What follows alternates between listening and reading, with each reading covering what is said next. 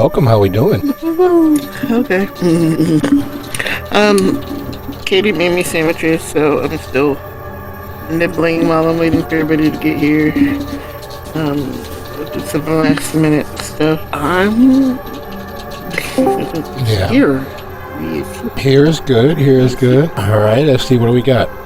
We've already gone through like 5 scenes so far, so we need you to catch up so we can keep going.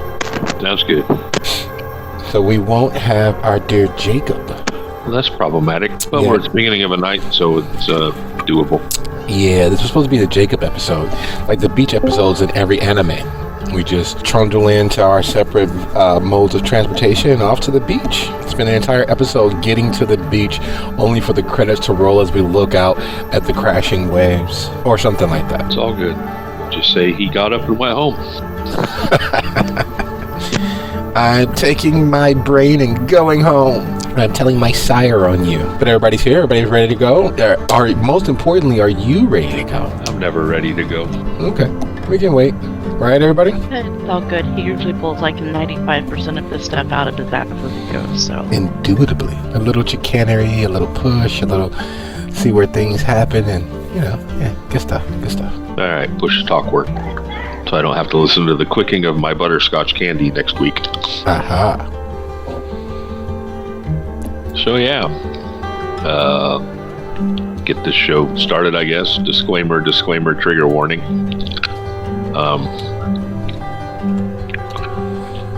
This is All of Us Sinners, episode 4, Chipping Away at the Rust. When last we left our coterie, they were still facing a myriad of problems, but we're having a sleepover at Lyrics, which is a interesting place to be because strange things happen at Lyrics all the time. Everyone had died for the day. What they missed in the daylight hours was torrential downpours. The water came and washed away the grime just so that they could cycle of life, new dirt. As the sun drops below the horizon, as is typical for most kindred, it's not sleeping. There are no snooze alarms. There are no tossing and turnings. Just 5 more minutes, Mom. The sun goes down and you just switch on like a fan. And as that occurs, some of you find yourself in a strange place. Some of you find yourself maybe in not so strange a place. How does that make everyone feel?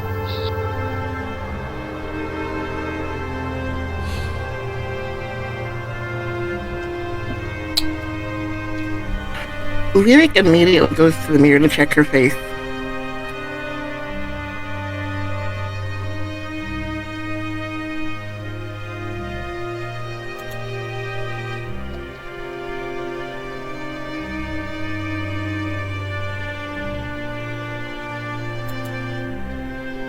And Penny, Finn?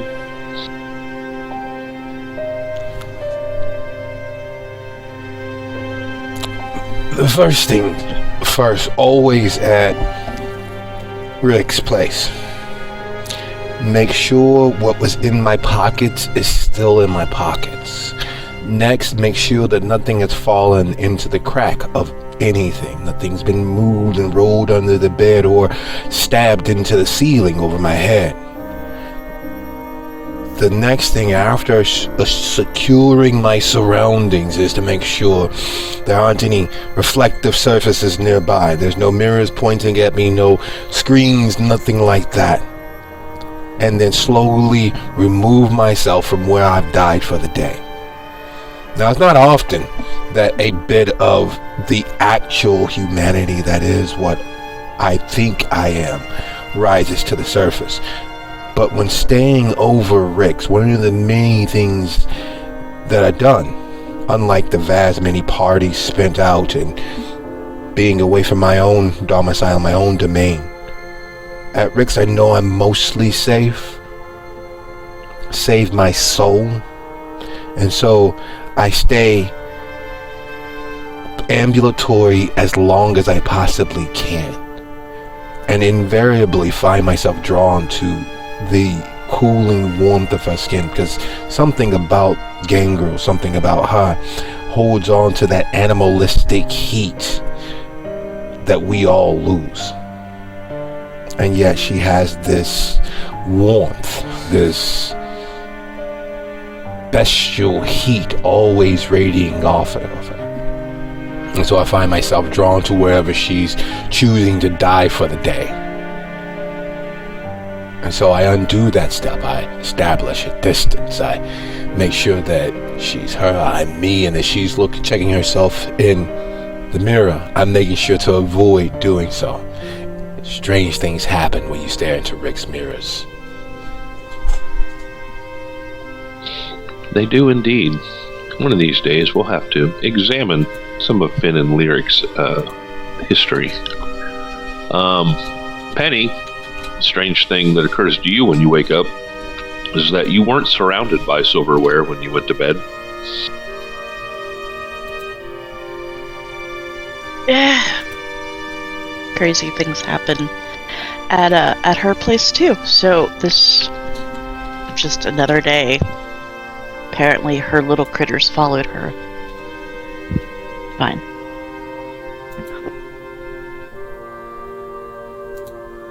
But she will just lay there for another couple of minutes and just gather up her surroundings and kind of shake her head. Like, what did I do last night? It's bed, right? Yep. And then get up.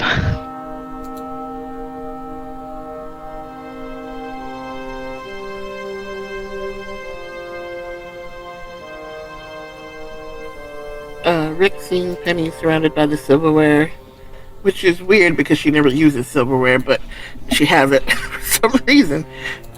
Looks over. Oh, they must like you. They brought you some stuff. Obviously, it's gonna have to get put back, but apparently they like you. These are yours. I thought they might be mine. Not the silverware. No. See, there's a couple of them, but one is particularly mischievous, which is why I went to check my face, because I've woken up with a dick on my forehead multiple times. Interesting.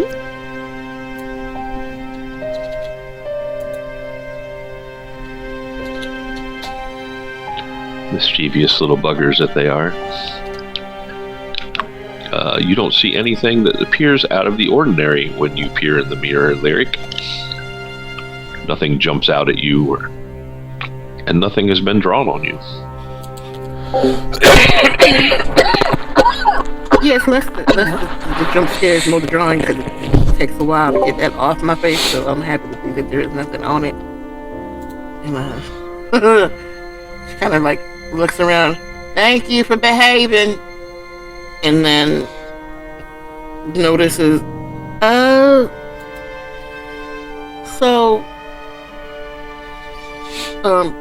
this might be an alarmist sort of conversation to have, but She points to Finn, 1, to herself, 2, and then Penny, 3.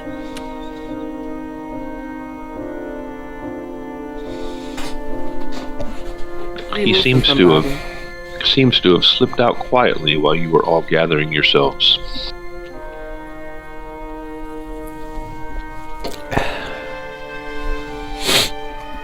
Yeah, Egg has some things to do. He's wouldn't have thought to do anything more than the Irish goodbye.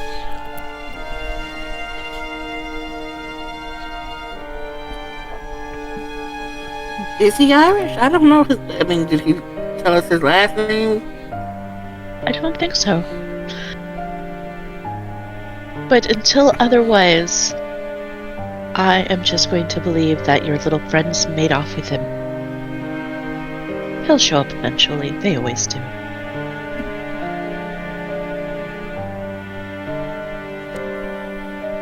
I mean, he is a little different than the rest of us in his own way, so maybe they did.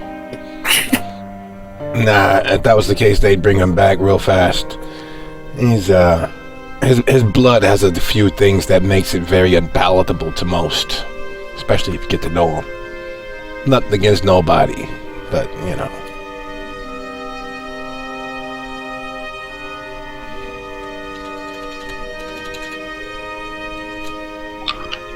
Well, now that we all awake, what we finna do for the night, you know? What indeed? You have several situations in your lap at the moment. Well, We do have a couple of things that we should peruse, and then we have a person we should report to. And I suppose we should probably pick up that, what was her name again? The blue hair girl? Morgan. Yes, Morgan. We should probably check in on her.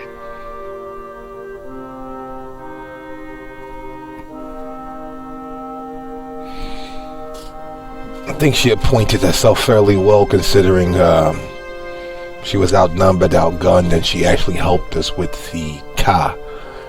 We need to strike before they enact whatever they're going to enact for a missing car. One night, one day, maybe not that bad, but 2, even for us, that's an investment.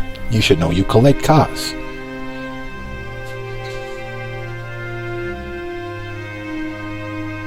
It is.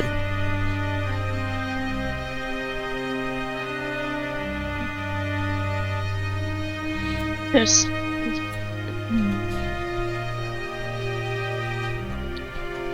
Perhaps we should take it back and let the gentleman go return it to his home. No, he's at the airport. I'm sure that he's found his way wherever he's going to find his way to. Hopefully they haven't reported the car stolen in enough time for us to get it back to them, which should get us inside the carport where they have all of their vehicles and they launch their fleet from, giving us the opportunity to find out what's going on there. I'm not the best hand at driving, but if you all would like to do something else, I'll take the car back.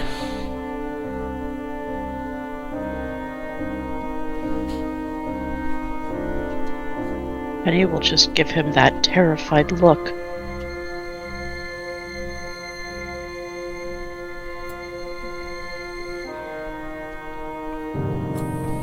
So basically we're just gonna use the car as a Trojan horse and take it back Exactly. before they realize the guy got switched out. That sounds like something we should do first, but we should also, she points to her belly and rubs it a little, make sure we're eating kill, you know? Fair enough. That's a good idea as well. I could always use a bev. You could use a bev. Ah, yes. Why would one deny ourselves? Little bookkeeping to be done still, if everyone would like to roll their rouse check at their leisure.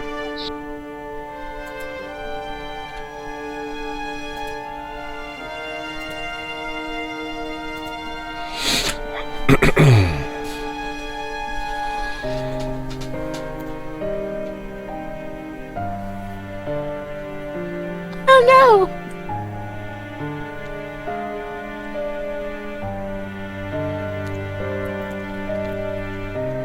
Indeed.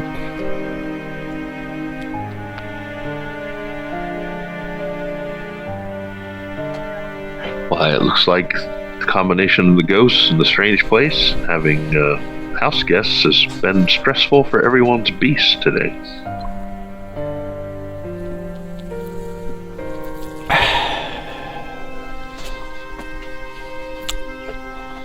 So, it goes as it goes. I could definitely use a bev. You got any good places nearby that doesn't require us doing too much? Or you want to grab something on the fly?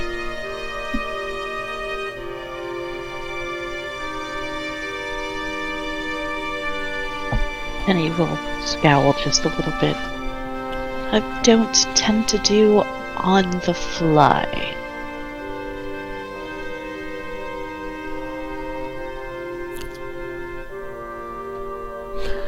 Yeah, I noticed that with Morgan. Yeah. Well, wait, hold on, what? It's like chess. It's like chess, you know what I mean? Everybody has their things that they know that they're good at, but chess players, even, especially non-professional, will always use the same moves, the same openings. They may change what side of the board, but it's always the same opening and it's always the same end game. So we're like that in regards to what really appeals to us, what gets us going. Everybody's got their thing. And as you demonstrated with Morgan, your thing isn't improvisational. Your thing isn't on the fly normally. But I'm sure that we all can adapt. Because unlike the vast majority of the living populations, we understand that while tomorrow is promised to the rest of the world, we may not be here to see it. Either our beast will get us, somebody else's beast will get us, or God forbid we forget to close the shades.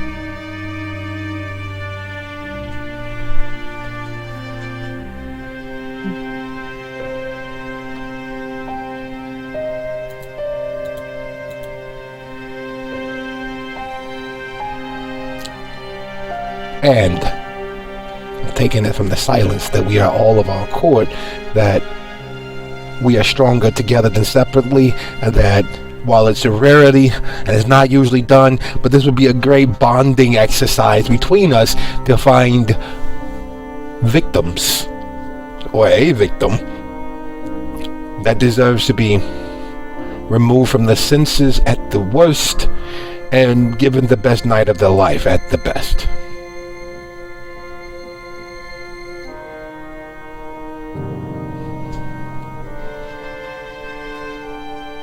Well, what I was gonna say is, since we was worried about Morgan, and she don't know how to feed herself just yet, if we're gonna go get something to eat, maybe we should swing by,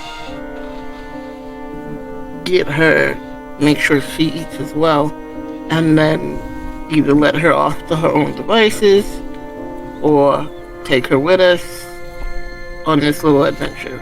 But it's up to you. You're the idea man. I'm just the muscle. Going on a trip in our favorite rocket ship. I say, why not? What's the worst can happen? Let's go get a blue-haired innocent who's clearly been as trained as your average house cat, meaning not at all, and show us some of the ropes. And again, a bonding exercise. We all sink a little bit, get a little bit, give a little bit.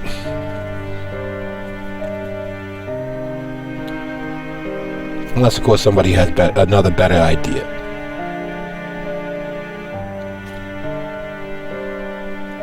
Oh no, this could be quite fun. I haven't done food this way in years. Decades, even. I see.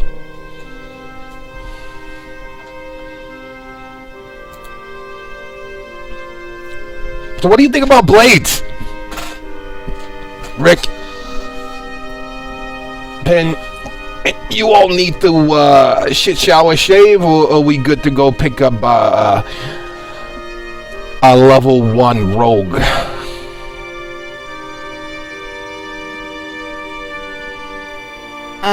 I think a quick refresh will do. And then she looks at Penny. You helped me pick out an outfit yesterday. I don't know if anything I got fits you, but I'm willing to let you have something if you want. I mean, I'm not like, la-di-da fancy, but I got some cute stuff. Once upon a time, I was a mechanic. I can dress down.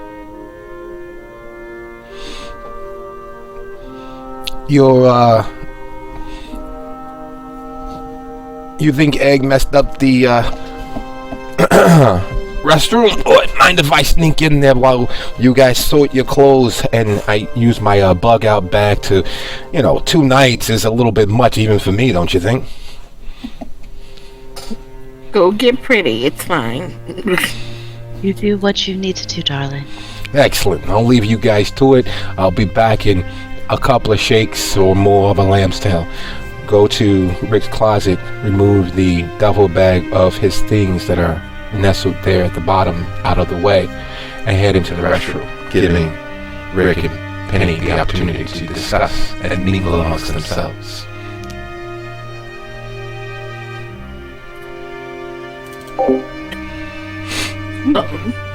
One half of my closet is clubwear, obviously for work, because I have to do practical but sexy because I have to fit in with the girls. But then the other half of my clothes are when I don't have to go to work and I'm just walking around. So maybe we'll stick to that half of the closet and not the Gucci clothes, At least not for now. Fair enough. I mean, you probably look nice in some Tortilla stuff, but, this ain't... She'll sort through. She has mostly, like, blacks, whites, grays, blues, primary colors. Nothing too bright, though. Except for her red. The reds are all, like, very bright. Right. But everything else is kind of like, grungy. Aaliyah in the 90s kind of vibe. Okay, cool.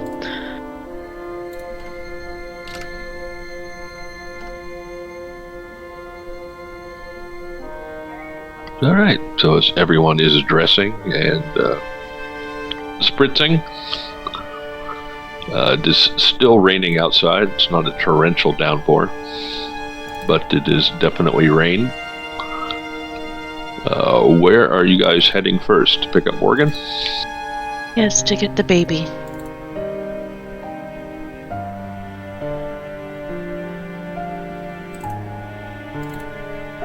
And how are you getting there? Walking? Nah, no sense of hoofing it, though. That's probably safer. Might as well take the rental that we rented without money and use that. Still there. We borrowed without asking. Right, but it has a transponder. It might not be there. One way to find out. It's a funny thing about that. After walking the block and a half in the rain, it is not there.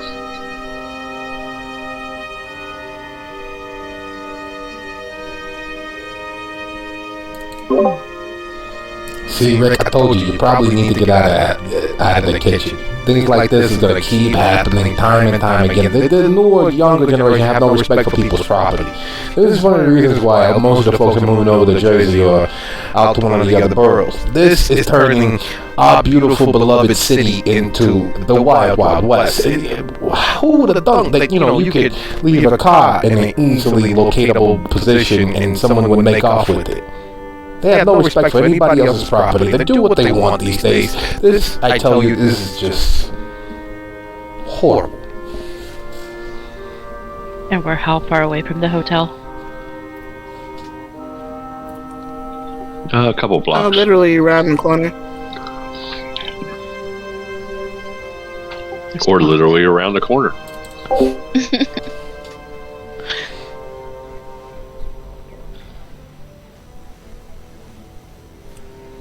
I think around the corner has a different meaning for New Yorkers. So that's probably why I say around the corner. And it is a couple blocks, but it's around the corner to me. Sounds correct. So a couple blocks, but around the corner. Going on a trip in our favorite rocket ship, going through the skies. So to the hotel. 13 flights of stairs is no fun. Fortunately, you are dead, so you don't get sweaty or winded.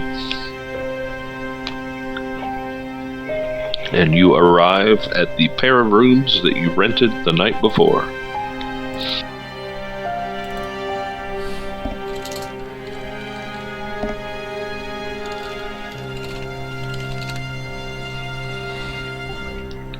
Presuming you knock, takes a moment, and the door opens with the hotel lock on, or the chain on the door, or whatever it is in this building.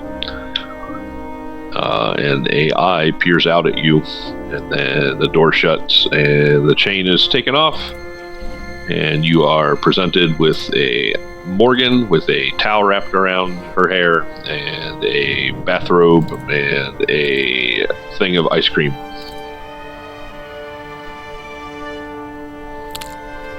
You really should eat some veggies. Tilt her head and look at the ice cream suspiciously.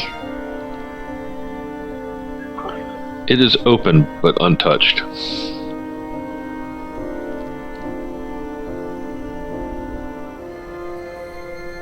Rick.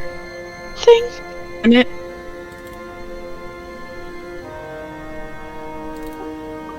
Well, it was like I was on vacation, so I thought ice cream, but I can't eat ice cream. Yeah, no, it's a terrible breakfast, though, despite how delicious it seems. Should always have veggies first. But you want to finish getting ready free of your mistake of trying to down so much dairy in your current condition, so that we can take you and find something better for you. What did you have in mind? Something hotter, warmer, more filling and satiating than any emotions towards the mostly untouched ice cream. A little hunting expedition, as it were. She blinks at all of you, and then the look of recognition comes across her face. She's like, oh, okay. Then kind of walks quickly towards the bathroom.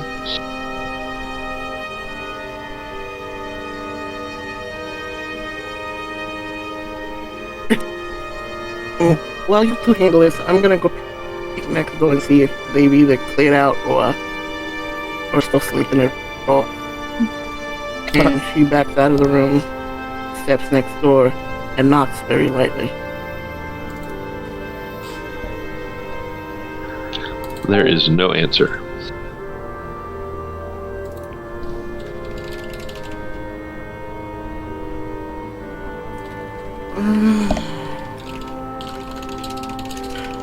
She tries the door. It's probably locked, but she's gonna try it anyway. It is indeed locked.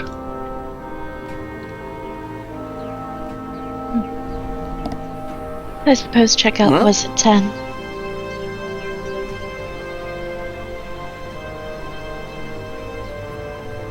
She walks back into the room. Well, either they're gone or they're dead. I don't know, but there's no, officer tape above the door, so I assume that they are in good health and haven't wandered off to their own devices.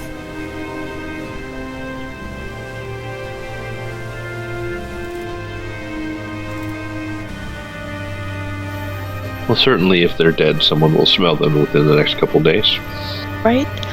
Penny will go next door to that door and put her ear up to it and listen with heightened senses. You don't hear anything inside. Cool. Turn that shit off. Go back over. There's no movement in there. Nothing I could hear anyway. Good to know. So, seeing as how we misplaced our ride, or somebody misplaced it for us, next stop maybe pick up a burner or two and then try to find a way to get around that.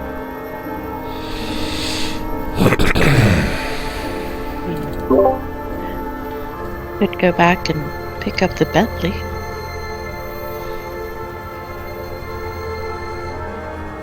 I mean, that's a good plan.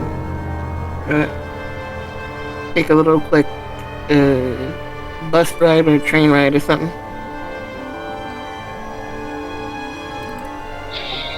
Or heaven forbid, a cab. You do know a place that rents cars.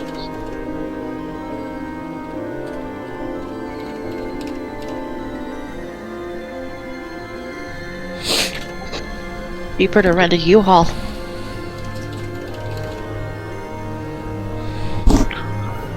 So within a couple minutes, Morgan comes back out of the bathroom wearing a different pair of skinny jeans and a different band t-shirt, but the same hoodie.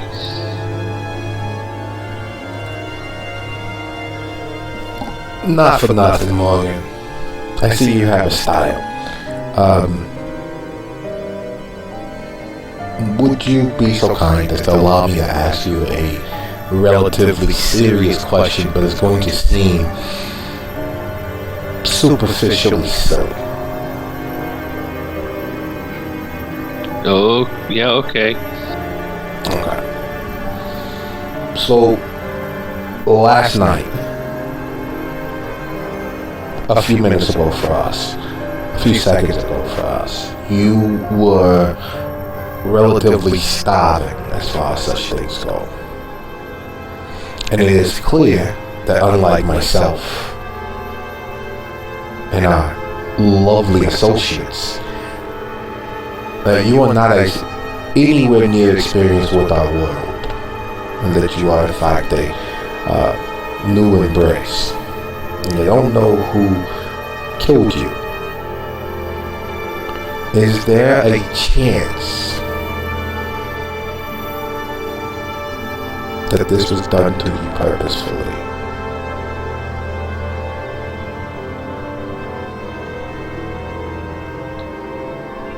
She blinks at you, looking a little confused. She said, I don't understand most of what you're asking me. Simple.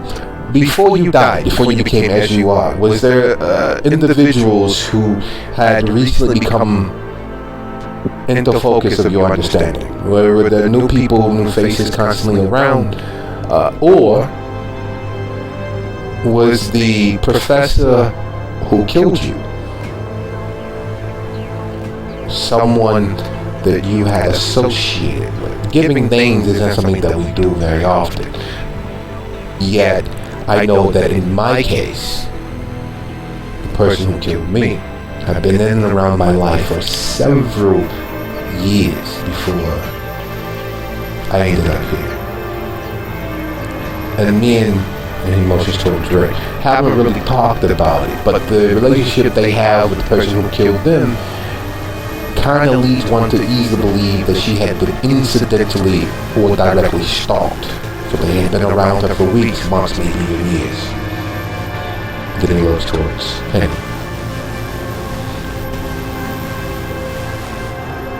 My relationship is non-existent. Currently, but before you died, was there suddenly all these new people and new faces in your environment, or did you notice that? You know what I mean? No, I was coming home from market. So yeah, that's what I'm asking. Was it a surprise happenstance, or was this something that had been building? Like, I met him before, like a week before he did whatever this is. Like, he talked to me. I don't know if he was like hitting on me or what, but we had like a conversation at an arcade, And then I just saw him somewhere else a week later, and I waved at him. And then he talked to me, and then the rest of it's kind of a blur. It's very foggy. Yeah, that tends to happen.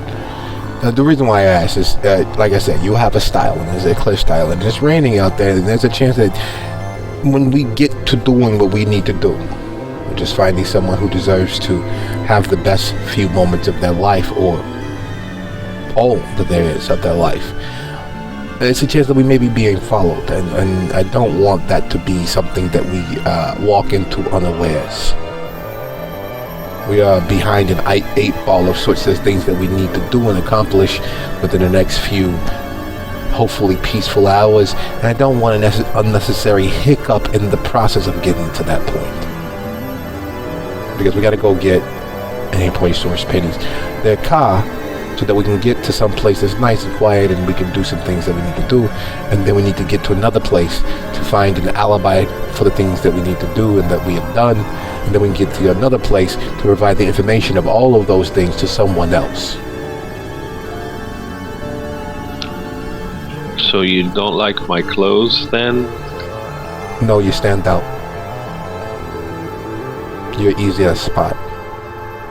And I want to make sure that anybody who notices you, who engages in noticing you, is not someone who has been noticing you for a few weeks, a few months, or a few years. I mean, I can put my hood up. Yeah, all of our steps to ensure and isolate and inoculate ourselves against those who might be stalking our shadows are always good things. But it's a little rainy out there, and we got to get to Penny's vehicle. So.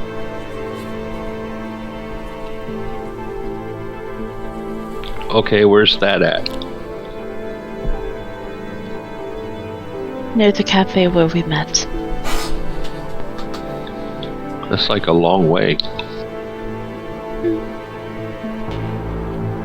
Would you rather I steal the car? Yes. Of course you would. Hey, do what you're good at.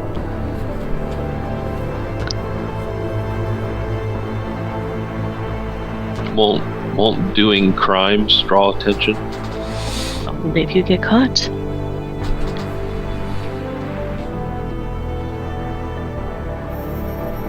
Besides, I'm sure there's some poor schmuck that is here that forgot to lock their car. They always do.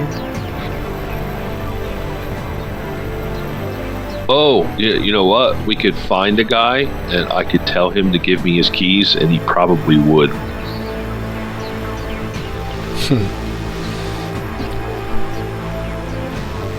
I think that's a good idea. Yeah, that was part of the conversation we had last night about what each of us can do. Seeing as I don't know all of what each of us can do, but I did tell them that not all of us, she's mentioning around, can do the same thing. And that certain families can do similar things. So apparently her family set, whichever one they are, can make people do things against their will, sort of. There's a couple of those.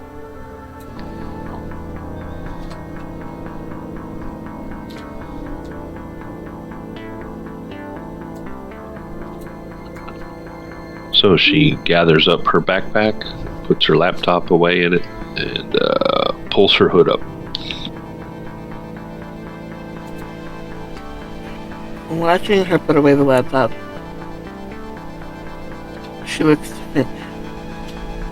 crap. Jacob probably took the laptop with him. And then, well, the servers in the back of Penny's car, but the laptop, he had it. Yeah, he did.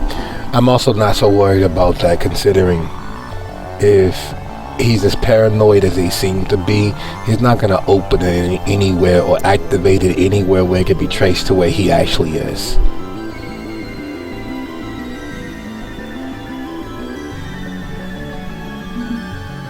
True, but he did also seem very underneath the thumb. Yeah, ain't we all? Save for you. Rick is less, but you are absolutely 100% free of all of that filial responsibility that comes with the blood.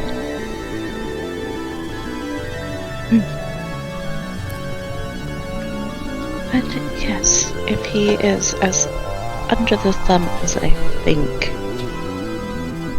more so even, yes, more so than with your darling parent.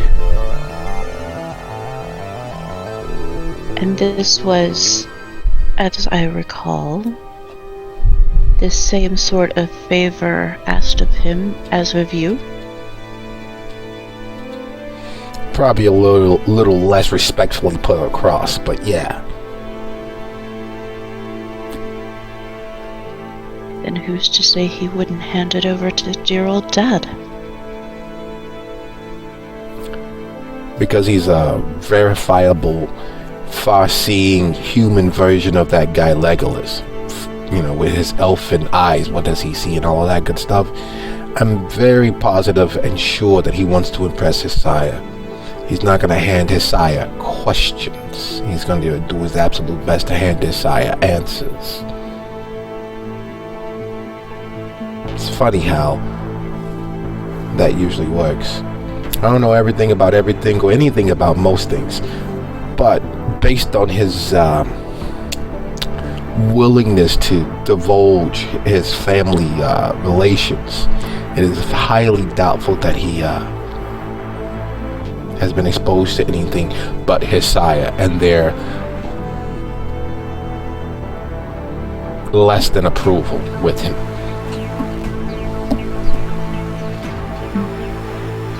I could be wrong.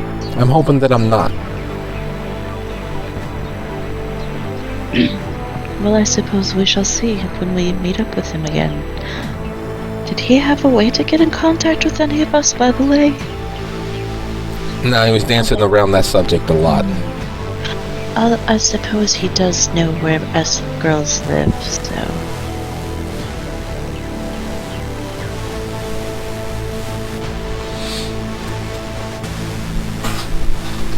And yeah, he was a little squirrely with that information.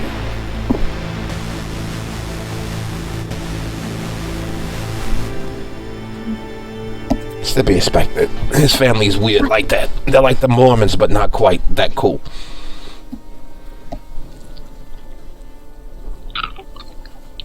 Morgan watches you all talk, kind of absorbing and nodding and chipping at the fingernail polish on her thumb.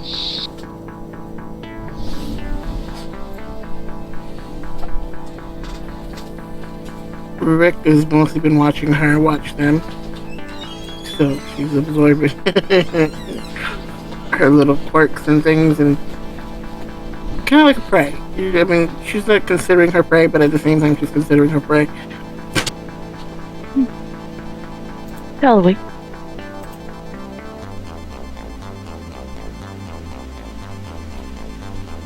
I think we should. Are we gonna get a cab? I thought you wanted to practice your thing. What thing? Getting someone to give you their keys thing? Oh! But won't they remember me? Yeah. Eventually. But I don't want to get in trouble. You're already dead. What more trouble can you really get into? The important thing is to remember, you're immortal until you're dead.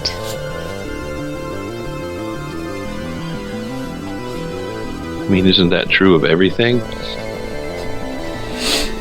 Some things more than others.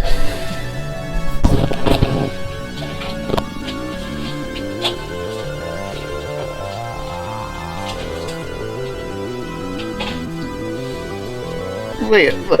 Hasn't anybody ever told you about the kind of stuff you can survive? Well, I know the sun is bad. I found that out the hard way. The sun is bad. Fire is not also that great either. It's a little more livable, but not by much. Extreme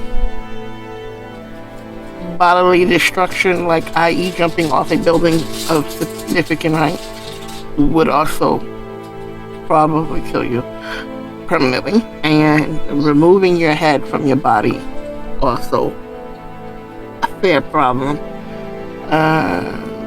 Other than that, A stake in the You heart, can take- not so much. That's survivable. that's survivable. You can go to sleep for a little while, but I've seen it not be. Yes, there are some exceptions, but generally speaking, Yeah, but it's only one way to find out whether it's true or not for you, individually. Okay, hang on. She sets her backpack down and pulls a composition book and a pink pen out of her. No, honey, we don't write this down. We remember this. In your head. She blinks at you and nods slowly. the thing of that is because if anybody was ever to find that you wrote down or what you wrote down, it could be problematic for the whole of our sort. There are already people in the world that know too much about how to hurt us.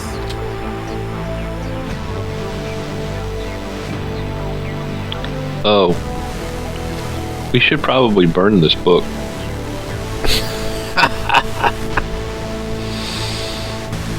Yes. We probably should.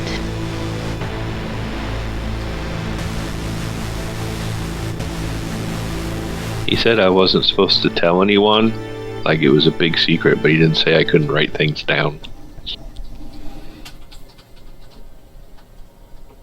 He is getting on my fucking nerves.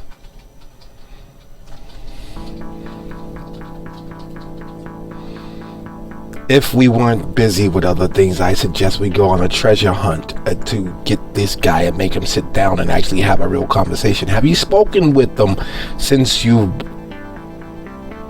been forced into the family? I saw him like twice. You know, he told me some things and he taught me like the mind thing, but yeah, he stopped coming around. I don't know why. Where will you meet them? He was coming to my place, but I had to leave there. But I mean, he stopped coming around a long time before I left there. And where was your place? It was over by Columbia. That's where I was going to school. But I can't go to school now because, you know, she points in the sky and makes like a fire thing with her hand. And at night classes, and you can go online. But yeah, no, I get it. It's a big change. Dying does things to you that you wouldn't expect. I get it.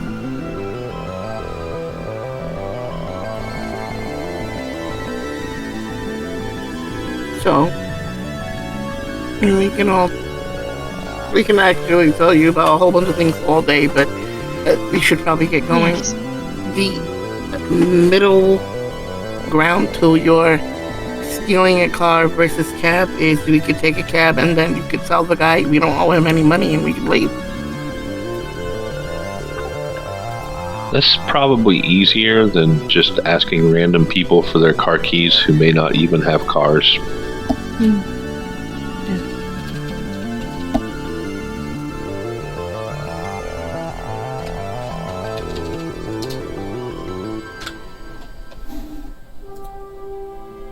So where were we going? To the cafe. Oh yeah, that's right. Okay.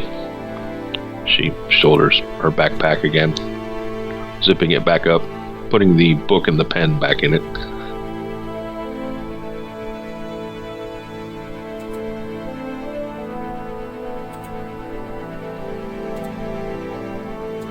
And down the stairs they go.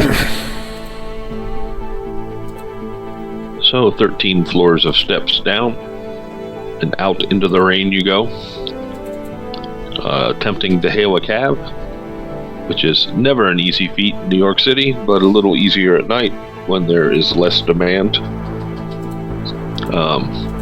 And you take a cab over to the parking garage, or to the cafe, as it were, which is right near the parking garage. You get out. Morgan leans into the window to pay him, and he drives off.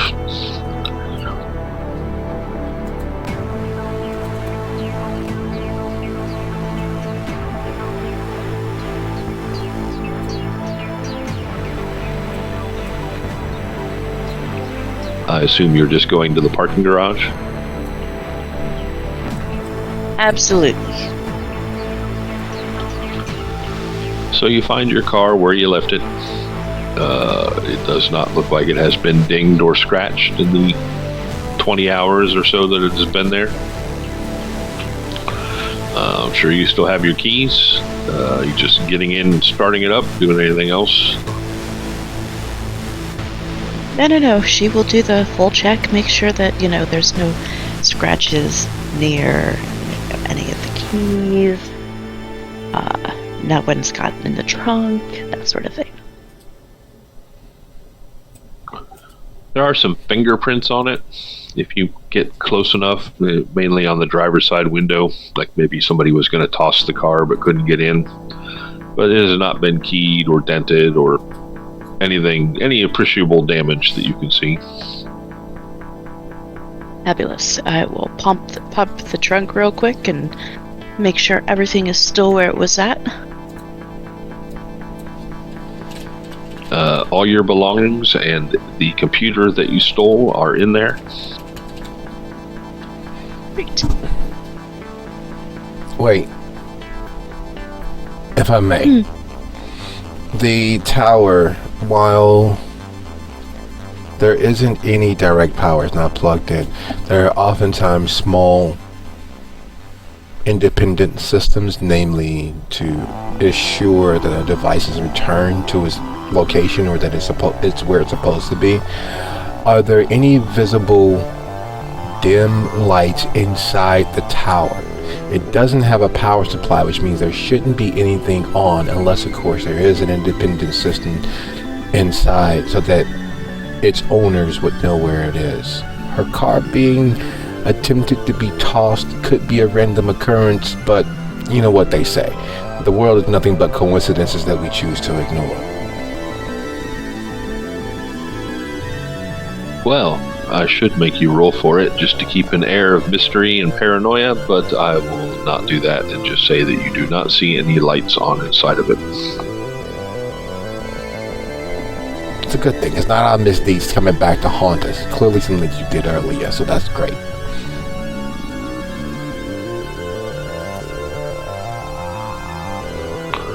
Morgan looks over your shoulder and says, "Where'd you get that dinosaur?" A friend of a friend, who's not really a friend. We borrowed them without asking. Though I suppose at this point they might feel that Rick is their best friend in the world. What'd you do? It's this thing. Don't worry about it. It's old news. We live in the present because that's all we really have. In response to that, Rick just kind of winks at her and gives her a smile. Now, the next thing we need to sort out, now that we've gotten the car back, is probably getting all of us fed. There's a spot or two near here that I didn't work at, so we would just be patrons, as it was. Get a VIP room, and a girl or two, maybe even a guy if it's one of those unisex clubs, and we could take care of what we need to eat, send them on their way with a little money in their pocket. Other than that, we could actually try to hunt, but we all have different tastes, I'm assuming. not as different as it might seem. Because of course somebody has a dietary restriction. No restrictions. There you go. Wham bam, thank you, Mr., Mrs., Madam, or Sirs, is what the nature of the world is about for us, it seems. I am really hungry. That's why I got the ice cream, but you can't eat ice cream. No, my dear. You can't. You just can't digest it. But did you eat the person that brought the ice cream? I should have done that. Damn it. No, we are making sure that you did not, because that's harder to cover up. Good job.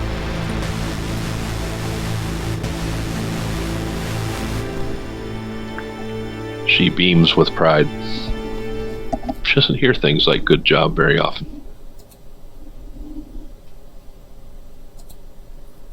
So we all piled into the car, and I'm trying to remember, where is this parking garage near? It was near the Internet Cafe, which I believe was in Midtown. That sounds correct.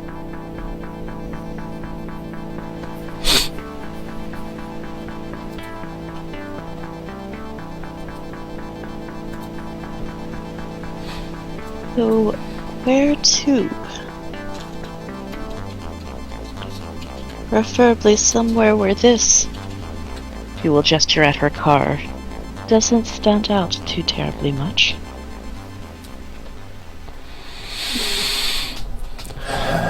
Yeah. Well,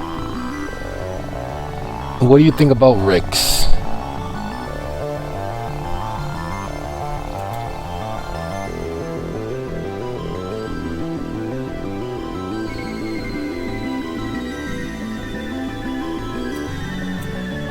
What do I feel about Rick? Rick's. I like her just fine.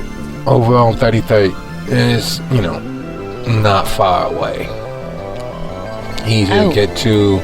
And if we strike out at Rick's, Hoops is right up the street. Well, we're literally right next door. Fair enough.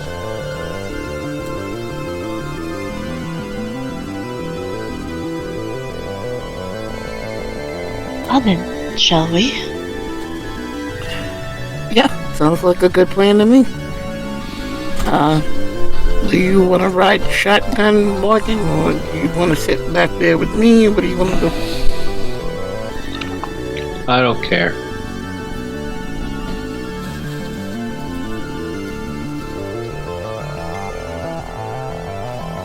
Why don't you sit up front with Penny, and we can get a little bit of knowledge from them, and then maybe really talk about the sort of things that we need to know. Okay.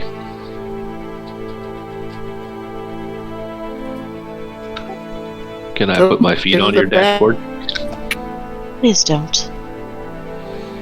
Yeah, if we crash, then your knees will go through your chest or through your face. It's not a pretty look.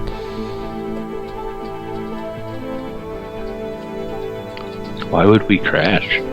Why wouldn't we crash? Have you seen the drivers in Manhattan?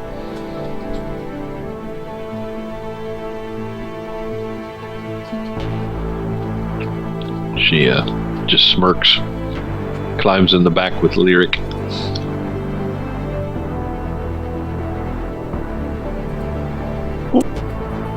I take it you are taking shotgun then, Penny.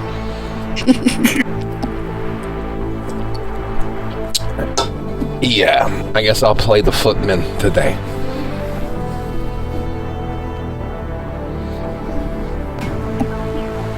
Leaving you all to wonder if the foot on the dashboard was the deal breaker.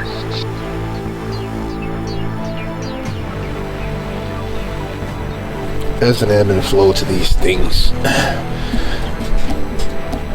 I don't know about you, but I'm pretty possessive over my possessions. The fact that someone tried to break in doesn't really bode well for that. He says as he slides into the passenger seat. No.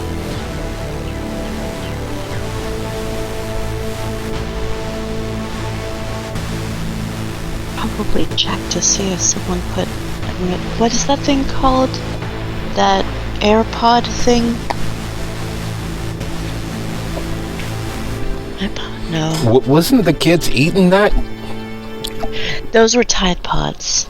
AirPod, Tide Pod. Big difference being. No, it's that thing that you put on keys that you can find your keys if you lose them. You mean responsibility? Accountability? You would think.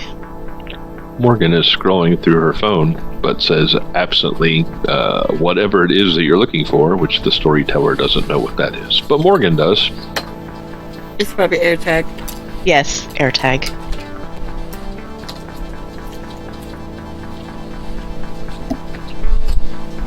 Morgan says whatever we're looking for is... Did she find it already? AirTag. No. So this AirTag is like a skin tag, but it's a mechanical thing. Let me guess, to track? Yes. I see. So, Morgan, yeah, you are familiar with these products. How might we find one of those? Find what? An AirTag? Yeah.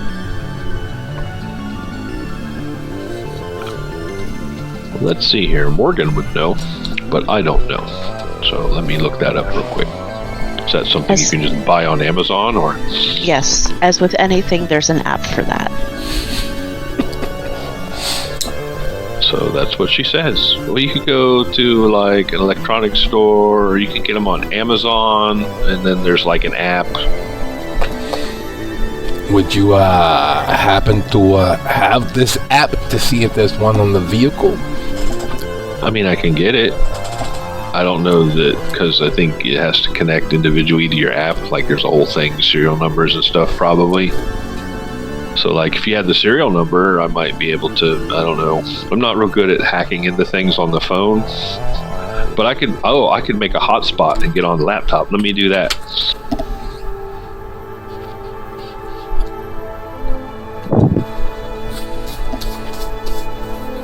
And she pulls her laptop out of the backpack.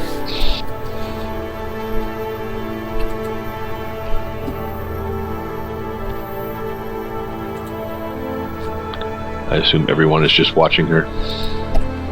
In equal parts, intrigued and horrified that there is a phone connected to the internet in her car.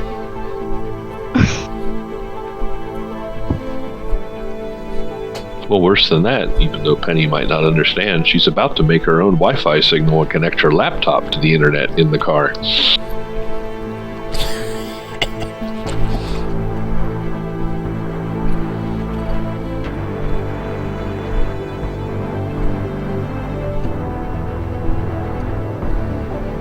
So she does that, pulls out her laptop, and downloads an app.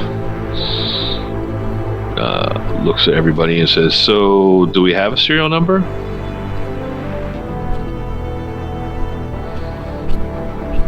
Hang on. Step out of the car and quickly give it a once over. If they couldn't get in, they had to put whatever it is on the car in the place where it would stay. So that's wheel wells in the grate in the front of the car, that is inside the tire next to the brake caliper. Hopefully it doesn't get smashed. It's around the edges of where the trunk closes. There's in the windshield wiper well where the windshield wipers are. Unless of course they're magnetic, there wouldn't be any place easily under the car, but they had time. So there's a finger scraping along the bottom edge of the car where those little cheap twisty jacks connect to the car and raise it with, just to make sure there's nothing there. As you're getting out of the car, Morgan says, "Oh, wait a minute. Hang on. And like 20 seconds later, she says, Stalker app says there's nothing like nearby." Stalkers are publicly announcing themselves online. That's nice. I like the honesty. No, like it checks for electronic devices, like in case you're being stalked, because technology can be abused. Fair enough. It's pretty simple. I mean, it'd have to be like super, super high tech, like military grade stuff. I don't know if it picks that up, but like some real Black Ops shit.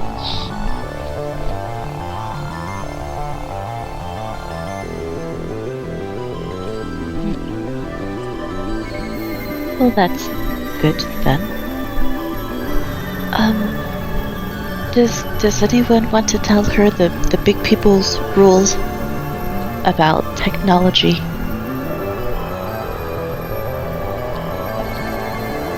I think she might be disappointed. Dealer's choice. Thing is, certain groups that most of us see motions around the circle, but not all of us follow and have rules about how to live as we are, so that we don't call attention to ourselves. They are called the Tower, Camarilla, multiple different. The Tower have rules about electronics, anything that is past the age of 1960 in general. Anything that can record you, connect to the internet, and all that. The thing is, it's fairly common that as long as you don't get caught, that people tend to look the other way, but that is the biggest part of it, not getting caught. It's a little hard sometimes, because if we go to something like an Elysium, which is a big party that we all go to snark at each other at, or some sort of court thing, or around an elder, you should not show them in any way at all that you have a phone, a laptop, or any sort of electronics. I think even what is used to be in like the 80s Palm Pilot, that maybe slide past, but at the same time, you're not supposed to. So, just for fairness sake and future knowledge, we don't give a fuck. We're it's what it is. You have to do what you gotta do. But most of the old ones, landlines or actual fucking letters, swear to God, parchment paper and ink, delivered by some ghoul or another. But it's so that it doesn't fall into the wrong. Like you were saying, electronics can be abused, and if you know the right way, you can find out, again, too much shit about what we are, then we technically shouldn't be existing, quote unquote. So, due to that, we have to hide our existence the best we can, and usually electronics are a problem. Especially there are some of us who make electronics go goofy. So no screens at prom. Got it. Other than that, they just want us to all live like boomers.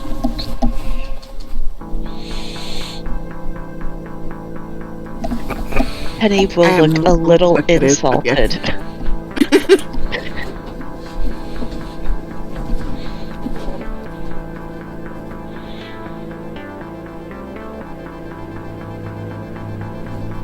It'll be okay. I know a lot about computers. The phone, not so much. So maybe I will ditch the phone.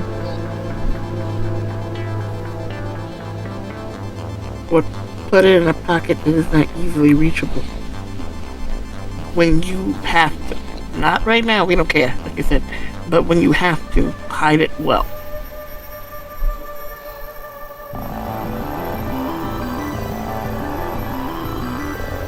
See, the guy who did this to me, he never told me about that. He just said to not make any more of us, which I don't even know how to do that, and then to not tell anybody about us, and that was it. So those were the rules. He didn't say anything about phones and computers. She looks at Fen and Penny through the rear view mirror. There's more. Anarch? She will turn the car on. Yes, more rule. I'm sorry. We do really need to find out who killed you, though. Because here's the thing. If you didn't have permission from the bigwigs, both of you could be killed. It doesn't matter that it wasn't your fault. He shouldn't have done it. Well, that's not fair. It kind of is. And it's more beneficial, honestly. You know, I was just minding my own business, and he came along and did this to me. Yeah, and if you are killed in a spectacularly obvious way with him as well, it instills fear and shows their power and authority. Everything comes down to power in the grand scheme of things. The number one rule, don't get caught. And you are proof that he is caught. Your death at a public venue will provide the necessary fear to keep those who have the power to wield it in power. So your death is beneficial to them as well as to us as a society, because we are all under most conditions and situations threats to each other because we are competitors. There are no other predators equal to us, either much better or much worse. And we are each other's most competent competition for resources. Every new mouth is a challenge to that. Well, I mean, you guys were all talking about your sires or whatever, like, you know, you were still friends and hung out and had relationships and stuff, so I have to be killed just because I have a deadbeat dad? Yeah, normally. That goes hand in hand with another rule, which is he shouldn't have let you go until you were fully trained. Right? For almost a year now, doesn't that count for something? No. Counts that you flouted the rules. You got away with murder for 365 plus days. The mercy was in the fact that you got away with it. Oh my god, are you guys taking me to kill me? Nah, if we were gonna do that, we'd make sure that we wouldn't have told you anything. You know, it just happened. Unlike the movies, there's no speech, no preamble to these things. And of course, there's no way for you to escape. We left you in the back seat next to a door. We left you at a hotel with food, mind you. An opportunity to eat. So if we were really, honestly trying to do you in, it would have been done already. You have no reason to fear us more than you would in the average everyday New Yorker at this point. We kind of like you. We went out of our way to come back and get you so we can all find a nice bed along the way to finish our task and our errands that we've been forced into. Yeah, that was weird. And she reaches out, shuts her phone off, closes her laptop, sticks everything in her backpack.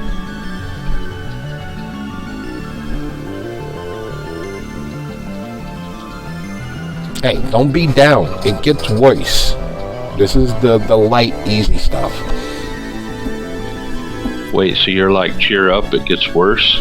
That doesn't make any sense. It does, because you're not there. You can appreciate how much you're not in those bad, piss poor situations. All of what we're telling you, all of what we're trying to impart to you is so that you don't ever have to go to those bad situations. Eventually, you're going to come to the attention of somebody.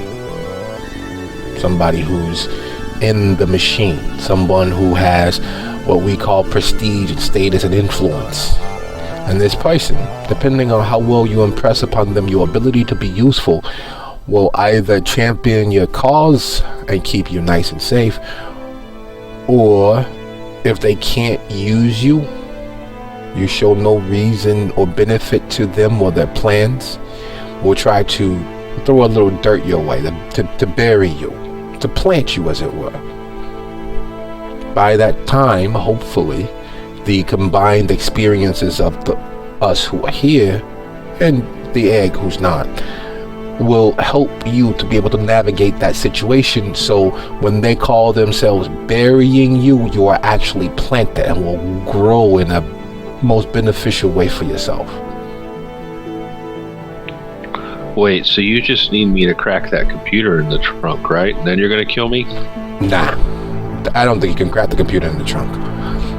That's old. Old stuff is always more difficult than it needs to be, which is who rules our society, our community. Old things. Oh, I can crack the computer in the trunk. It's like a challenge now. Nah, that's not the goal.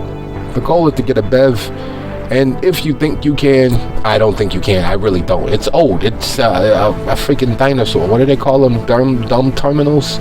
It's above you because it's so beneath you. You know what I mean? I mean, whatever. What, you're saying that you can do it? Nice. I'll bet you 2 large ones that you can't. Or the real currency in our community are boons. If you crack it, I'll give you based on your effort, an equal boon.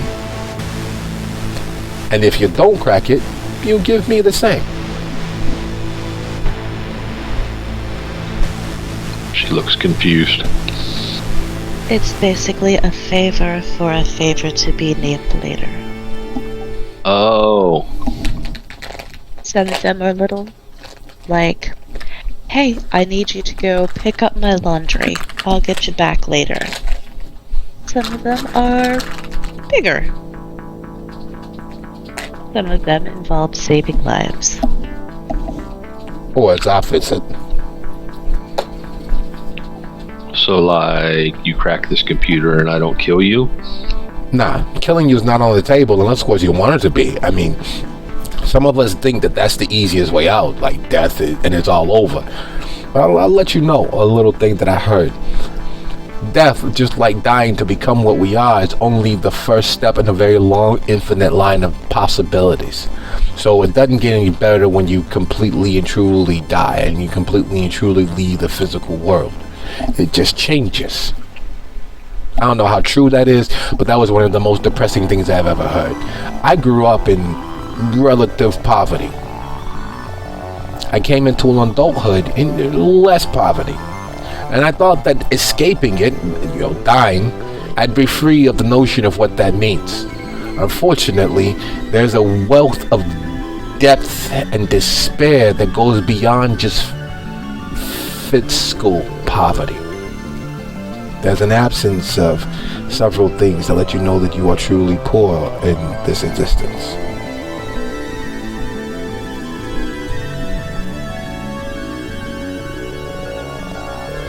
She nods, says quietly, I grew up in Jersey. I'm so sorry.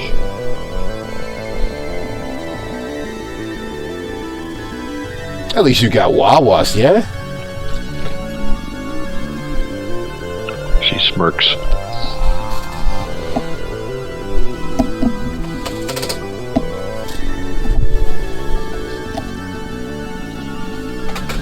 So off to find someone to disgorge of their go juice, and then off to take care of some tasks, one of which is seeing whether you got the juice necessary to crack such an old antiquated machine.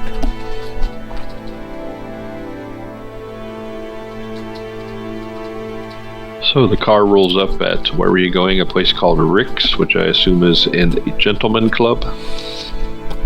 It is a club. There's not many gentlemen there, but yeah.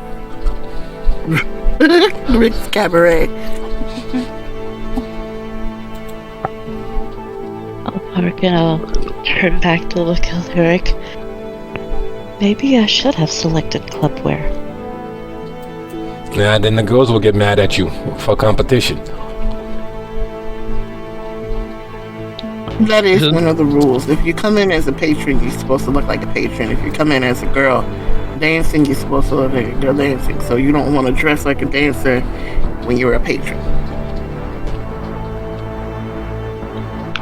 Isn't it gonna look weird that there's 3 girls and a guy coming in here?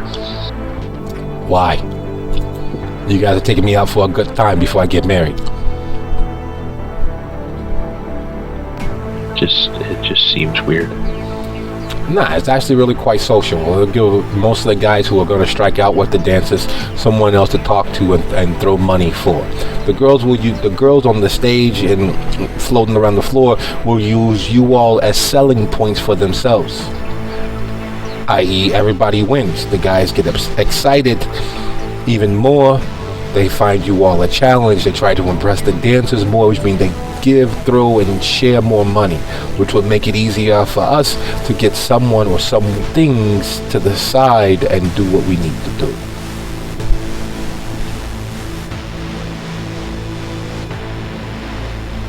Okay. Plus, if you're feeling hungry, like most of the cabarets to get by the laws about nudity and such, they sell food.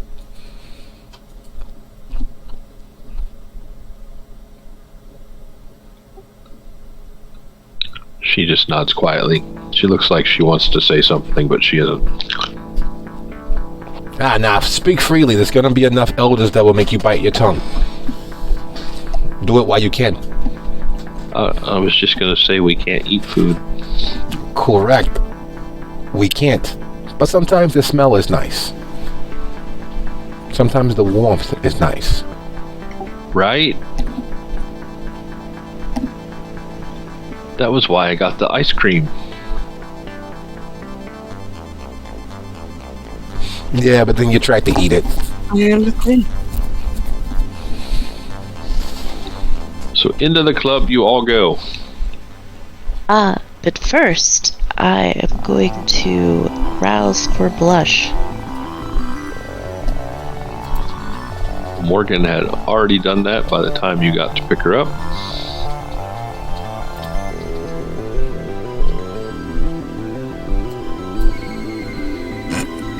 I'm leaning more on skin tone and the darkness of the club hide certainly. I'm just not going to get close enough to anybody there. I'm not going to sink fangs into.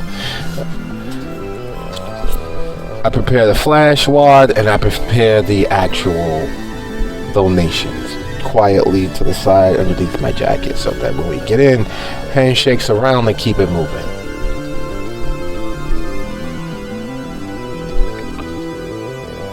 So as you're going into the club, loud music, flashing lights, lots of mirrors. Morgan leans over to Lyric and says quietly, "So you guys just eat strippers all the time?" No, it's easy in a pinch, but usually I prefer to hunt or trap my meals. Working at a club like this makes it easier for me because certain guys get rowdy, get hazy. They think they're getting somewhere with you. You invite them back to a quiet corner and you get what you need. They don't get to actually touch you any, and everybody goes home happy. That works for me. That might not work for you. What it might not work for Penny, what it might not work for Finn. But Finn's kind of a... She leans close so Finn doesn't overhear. He's a little bit of a party boy, you know what I mean? He likes getting in trouble and dating different chicks and that kind of thing. So, the thing with that is, it's kind of like an alley cat. You can always find a meal. But what we need to figure out with you is what method of finding food works best for you. Room service. And that's why this is easy, because we're gonna go into the back room, little private dance, you know, that kind of thing. Shut the doors. You get to eat, we get to eat. We leave them all smiling with their pockets full of money. Problem solved.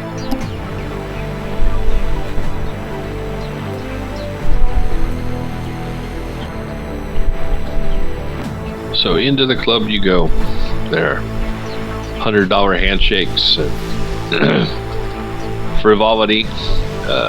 Into the back room you all go, either as a group or separately. I assume not so much as a group, because 4 of you are not going to get very far on one vessel.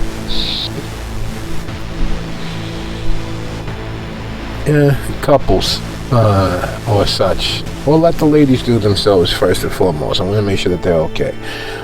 And as far as what really does it for him, how he's imprinted on feeding, one of the reasons why he has enmeshed himself in the party circuit, part of his feeding, as pleasurable as it is that penance of changing some of the partiers' addictions. Some of that penance for him, just ethically, what he's actually doing is those who are so far gone, or you can see the signs of serious dyed-in-the-wool addiction or worse, whether it's just addiction to the chemicals or to the ambience, and give them the highest point that they've ever gotten to, the kiss. And it lessens and dims that need for almost everything else. And while, yeah, it's a switching of addictions, as it were, it is one small bit of good that he can do with his death, with where he is. While he's not as far gone mentally or militaristically or militantly as his sire and her associates, he very much does believe that you get what you deserve. Save in this case, everyone deserves a small bit of mercy, even if it comes painfully at the end of his phase. So what he's actually looking for is the strippers who are on the downward spiral, those who show signs of wear and tear that comes from overindulgence in various things. And if it's 1, 2, or more, he would be willing to spend time with them, to divest them, to give them that moment that puts them on their back, that gives them a temporary rock bottom so they can build themselves chasing that drug, which is not a drug they can ever find anywhere else in the world. Well, speaking as someone who has spent more than their fair share of time at strip joints, that is not a profile that is extremely hard to find. No.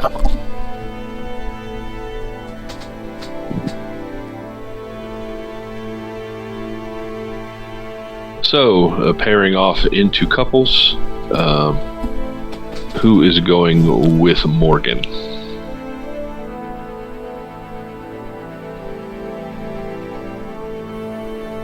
She let you know what's up, honey. I had it last night.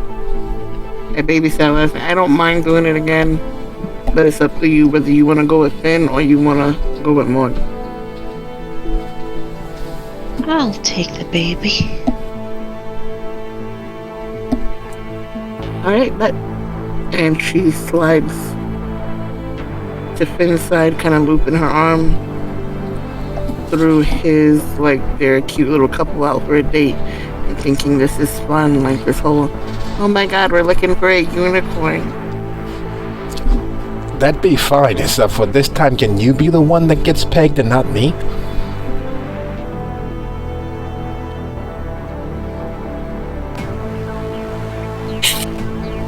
She bites her lip, trying hard not to laugh.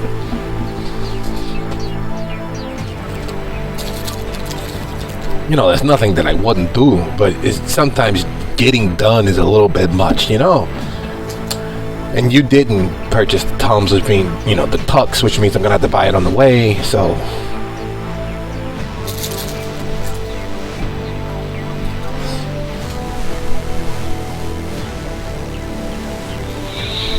So all pegging aside, it is easy enough for each of you to slake one hunger. Morgan will probably need to be stopped because she's never shared a vessel before. She does seem to have some idea of reasonably how much she can take without hurting someone. Whether she actually follows that instinct or not is another matter, but yeah, since she's not used to sharing, she might go a little too far if someone doesn't intervene. Oh, yeah, I would be watching for that. I would, in fact, probably let her go first and then go find someone else if necessary.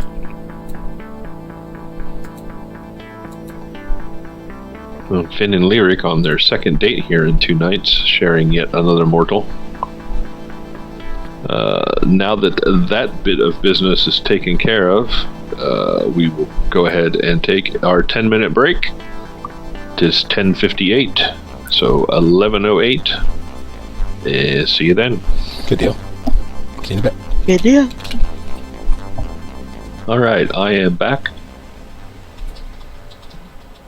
Same. Testing.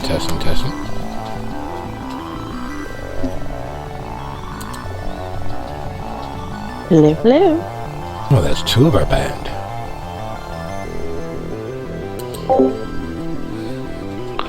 I is here. 3, and the circle is nearly complete.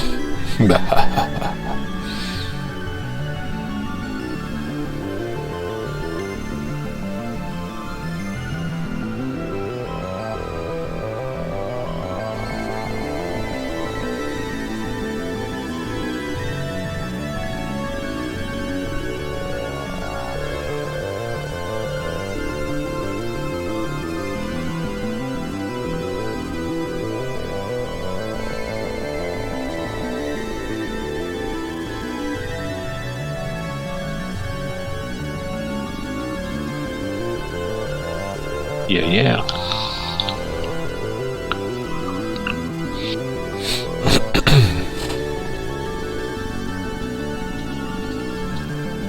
Well, we'll jump back in. Hopefully we won't be so far that we can't catch someone up in a second. So, after the expedited feeding at the strip club, which won't always be so easy, I have some feeding scenes planned for later. But in the interest of time and getting to a certain point in the story, hopefully, you all leave the club. Where would you possibly like to go next?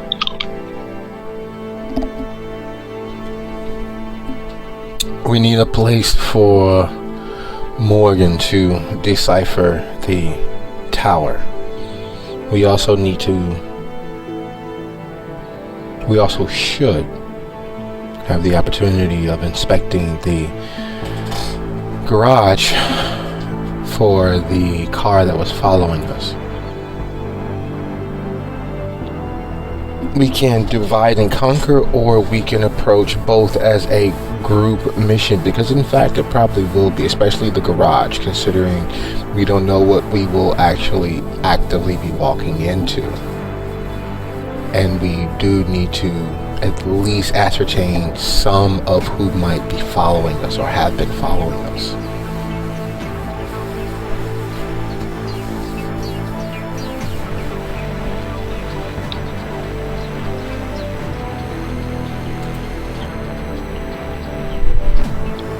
Fair.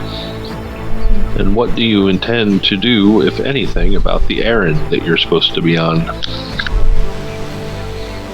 At this point, we didn't get enough information to actually solve that particular puzzle. We were supposed to retrieve something that was to be handed over that we didn't know what it was. And without knowing what it was, in light of the previous owner non-existing, that's all but an impossibility. We need a scapegoat to explain our failure besides just them deciding to go over the edge, because it's easier for them to lash out in anger at us ending as childer and failing the mission than not. Statistically, there's going to be some hurt feelings, some anger, probably more than a little finger pointing in our direction. We need someone else to point towards, just in case. On the other hand, what's to stop him from pointing fingers before we have that evidence? He is likely higher status than us. Almost assuredly. We have Rick Sire attempting to, or potentially attempting to keep the scourge off of our backs until we have something. I'd feel more comfortable with walking in with something to offer, being as we have failed and we are easy scapegoats for the murder of his child. There's no one else there but us.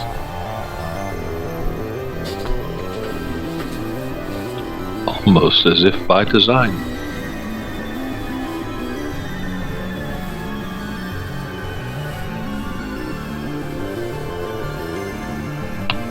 Alright, so first things first, the tower.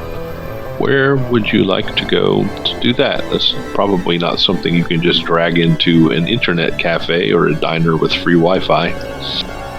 No, not typically. Not something Penny Tip really wants in her house either. Yeah, it is for sure a problem. Unfortunately, as much as I don't want to, we may have to go to one of my secure locations. I don't want to, but I suppose we will.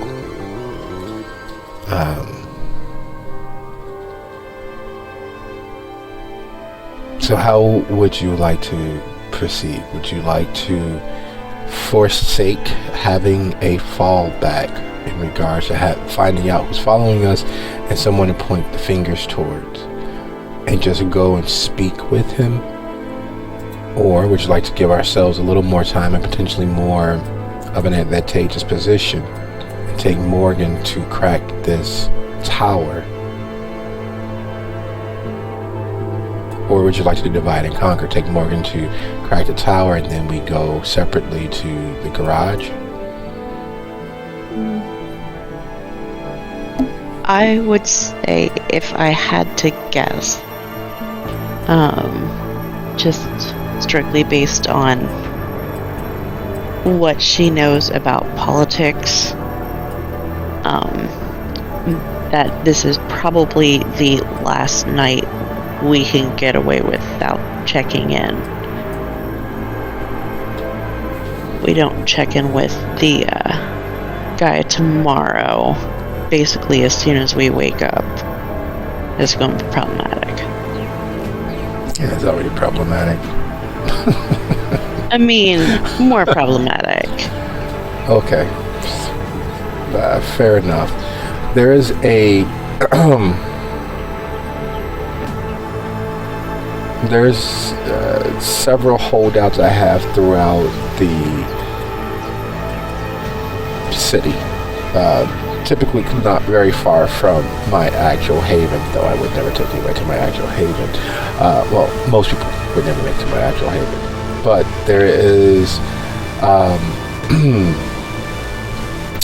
just under a couple of blocks, i.e. just under a mile away from my house, over in what used to be, well, what is still considered the Lenox Hill area, right on the border of Lenox Hill and Yorkville. There's not far from the park. There's a brownstone actually where I can normally be reached for those people who are inside the circle of trust, i.e. they're repeat customers. Most regular customers have never been there. So we push from the shelf and we need to get a private place for her to crack this. That would probably be about the best. There are already power supplies, external terabytes, backdrops for photos and the like for creating documents there. Fair enough.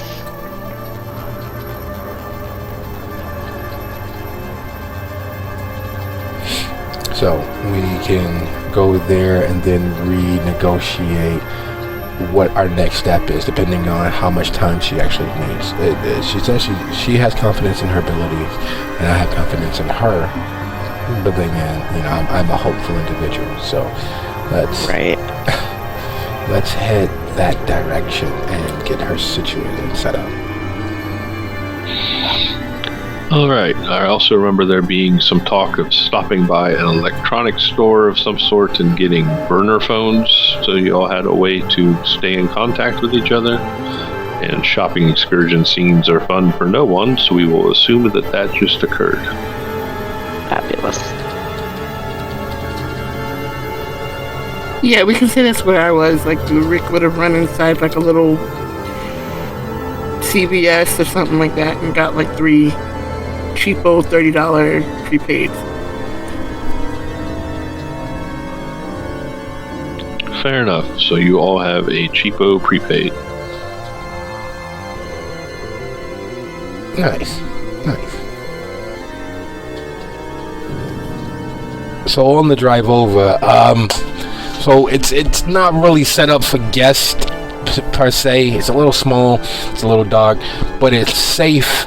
And I need to go in and straighten a few things up, but it's a nice place we can plug in and get going, if you don't mind.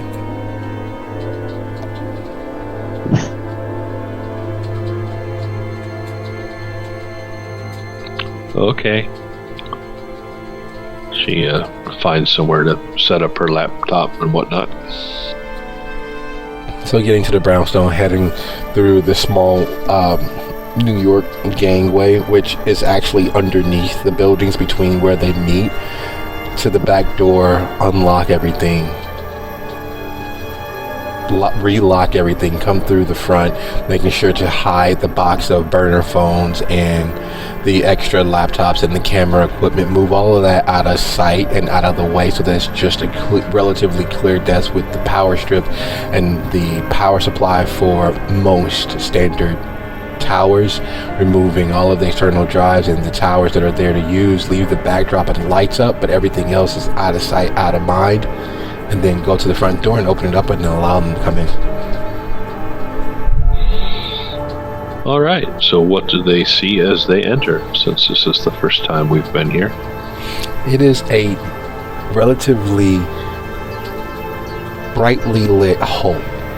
There are professional grade lighting arrays set up in front of a backdrop where the different colors necessary for various state IDs as well as passports are on a decent size. It's about 8 feet from top to bottom pole array, so you can stand in front of it, get a close-up, get as close as necessary, because some IDs have you at a closer distance than others. There's adjustments for height, i.e., crates, boxes, stands, and the like. On one wall, there are miscellaneous things that go back to the Victorian era New York. On the other, there are various small disposable Walmart-esque and dollar store clothes, jackets, scarves, hats, that sort of thing, as well as frames and glasses for non-prescription strength glasses for various different identities. There's an actual printing press. It's a smaller one. It's not a commercial model, but it's from the late 80s, so it is not protected, so you could technically print money on it if you wanted, but it's so that it can have that same ink and age of IDs that need to be renewed for senior citizens and the like that forget to renew their ID, and you have an older ID that you can use to get a new ID. The only thing missing, clearly missing, because they're typewriters and word processors, the only thing that's actually missing are any modern electronics. There's no computers or laptops visible. There's no screens or monitors. It looks as if you've stepped back in time to the late to mid 80s overall, save that there are actual power supplies for towers and the like on the table.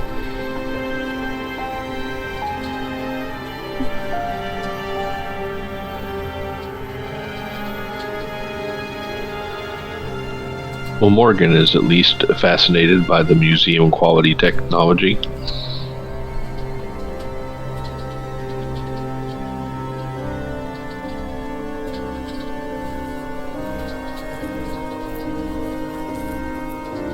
She takes everything in and finds a place to set up. She does the gimme hands to whoever's carrying the tower.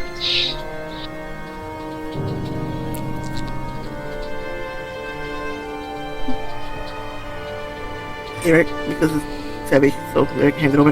But the funny thing about it is, as well as they both know each other, Finn and Lyric, and he's been to her place, she's never been to this place. She's been to some of his other flops, but she's never been to this place. So after she hands over the tower, she kind of looks at him smirking and makes a very circuitous sniff and an examine of his face.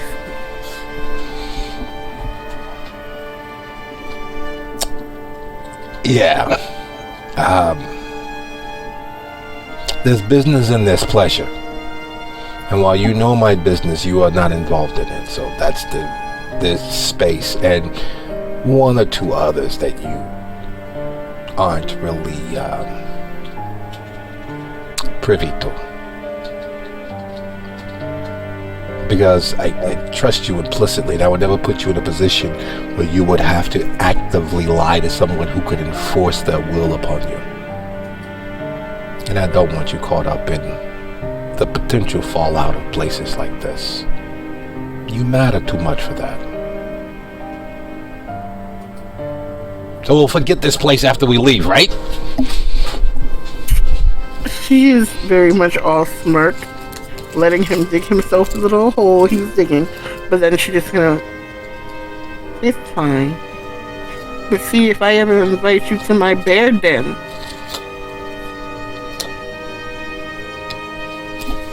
You mean the one you went to last November?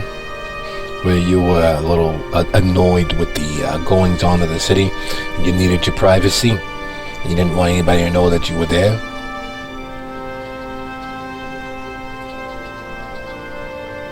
I am not joking. Yeah, that's the one. I am not joking when I say that you matter. There's so few people that you can trust in this world, and that number gets smaller once we die. So your state of existence emotionally matters. And yeah, I enjoy your presence enough to be the bad guy for you. I will violate and cross as many taboos as necessary to make sure that you're okay. So Morgan, you're gonna, how much time do you think you're gonna need for that? She just nods as she's clacking away on things while the tower is booting up.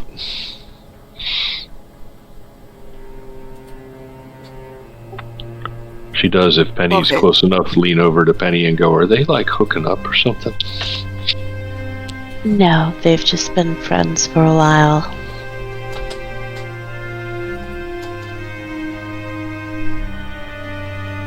That's funny you should mention that. That's not really a thing. Not the way that you think. That's another one of the many things that you will miss being in this community of ours. The physical. We can pantomime it. We can even occasionally enjoy the act of starting it. But it's only because in those moments, the start of it, where you're connecting with another person. The act itself doesn't mean much. Doesn't give what it once did. Because there are other ways, deeper ways, to be intimate with someone. It's one of the few things that you take for granted in your breathing days, and it's one of the many things that we use as weapons, being dead. The idea of it, but the actual measure of it, the actual weight of it, is crushing even for us dead folks. Allowing someone close enough where they could actually betray you, because enemies can't betray you. It's only the people that you let in. It's only the people that get your trust, that get your understanding, that get close enough to you that they grant you the ability to be happy and joyous at the same time. And it is very, very dangerous.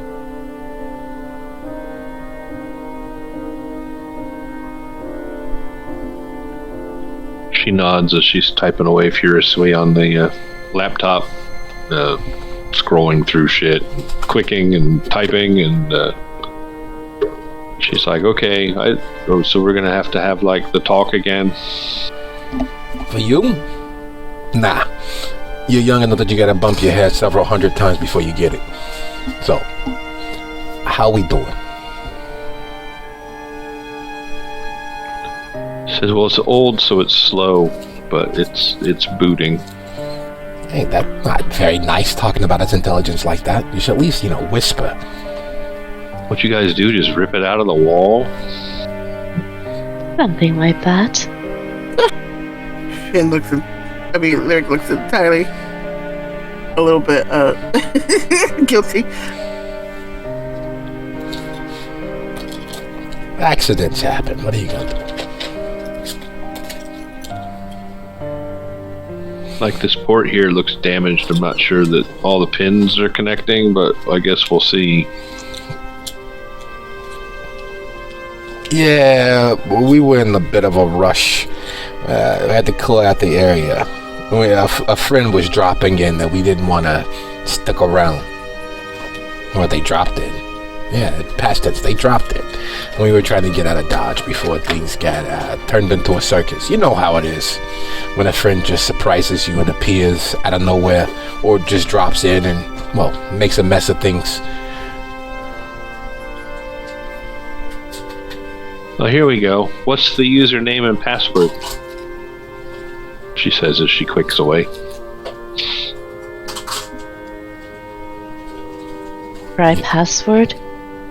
Oh, never mind. You don't need one.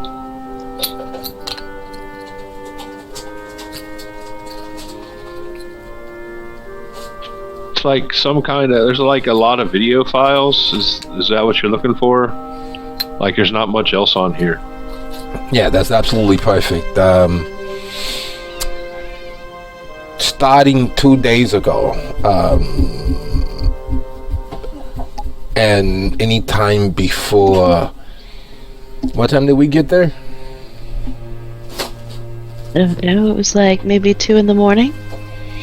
So any time before 1:59 and earlier. We're talking the day, the week, or such. Anytime earlier than that is what we're looking for. So like the whole day before and then 2 hours into the next day? Pretty much. I would say mostly just anything at night to start. Okay, that's like the screen changes color on her face. There's like a lot of cameras. Try this floor. Which floor do you give her? The floor that we were on. Alright. Okay, I'm gonna guess they're saved, and this is... yeah, okay. It's just like a hallway with a door. Yes. Alright, let me speed this up some. Okay, it's just a hallway with a door. So far, we're like an hour or so in, but I don't see any movement. All right, so while you take care of that, here's a few of the rules to go by, to live by. No one should come to that door, and if someone does, there's a window in the back room that will open into the basement behind us. Use that and take anything that you don't want anyone else to find.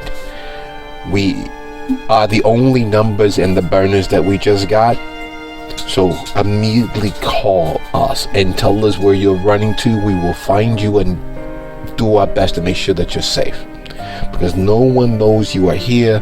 No one reputable would come to this door, and by reputable I don't mean they're not criminal. I just mean they're reputable people that would call first and make an appointment, and it's a whole thing. So anyone who comes through that door now is disreputable. It's not to be trusted. It's not to be even let known that you are in here. You are to leave, and you are to call us. Other than that, do us this solid, and we will continue doing solids for you. Rick, Penny, we got things that we probably should accomplish while she is taking care of this for us. There's the garage, and there's our employer, and there's maybe, mentally sussing out why we're in this predicament. Hey, there's a guy. She'll How do you know what he around. identifies as?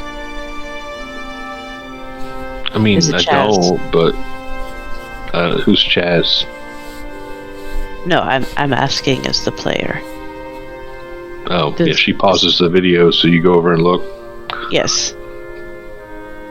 What you see is the back of a skinny man who is wearing baggy jeans and a hoodie with the hood pulled up.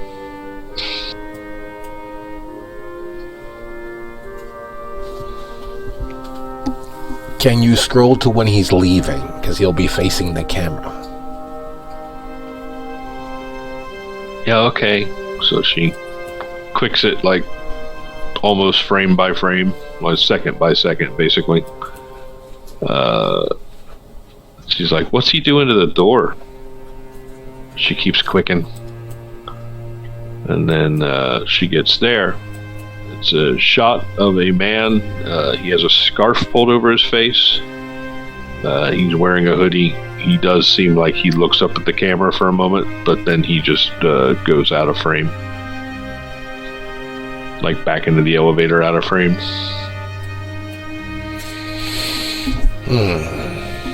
Alright, so we got nothing to go on but his eyes for right now. You're looking for someone about that same height at an earlier junction, because he knew the camera was there and he knew which door it was. How far from 2 a.m. did this happen? It's like 12:28. So we were with our employer. When this happened. Okay. Can you? Yeah. I thought.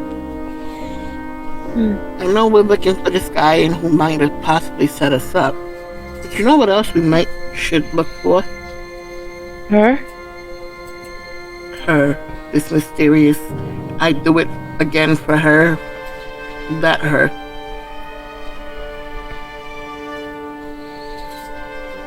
True.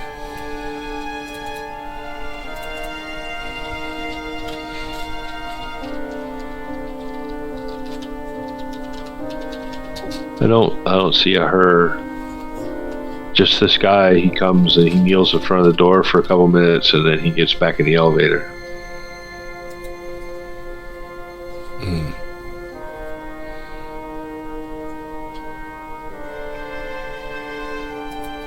And what was he doing to the door would be a question. Maybe trying to pick it, the lock, to sneak in, to abscond with what we were here to get.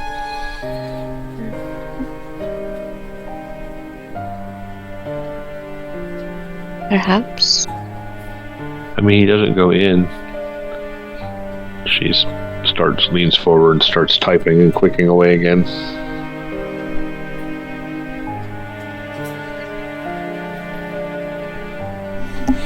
So we need to find her, we need to find him, we need to find your maker. The garage is probably out of the question if we don't take care of it tonight. So where are we pointing our energies to head back with something in our hand besides our hats? You drive by the garage. Probably shouldn't take the Bentley though. They know that car. There's that. Yeah, it's really grainy and blurry and a little pixelated, but this guy is like ugly, like almost a monster. Is that like one of us? Yeah, there's a whole family like that. Shit. Wait, what? Really? Oh. Enough. Really? Well, you know, New York is home of the rats.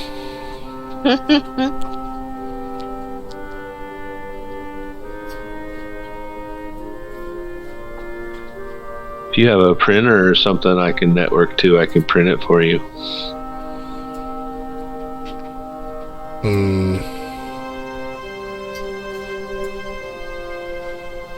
Probably not a good idea for us to actually have anything that's relatively new tech. How are you on tracing the screen? I got some tracing paper we could use, and I can print out something that's destroyable, verifiably so that we have something to go off of, but that won't get us unnecessary attention. You mean like drawing?